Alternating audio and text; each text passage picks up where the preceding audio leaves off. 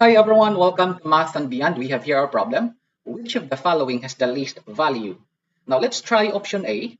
We are going to move 3 places to the right with our denominator, 1, 2, 3. So if we moved 3 places to the right with our denominator, we have to do the same in our numerator, 1, 2, 3. So we add 0, so we have 10 over 1 or equal to 10.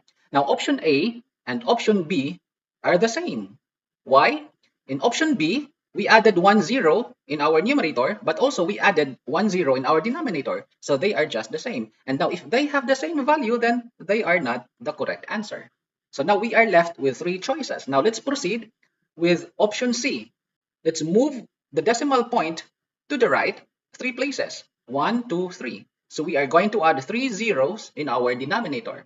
Now we have 100 over 10,000. We can simplify by canceling 2 zeros in our numerator and 2 zeros in our denominator. So we have 1 over 100.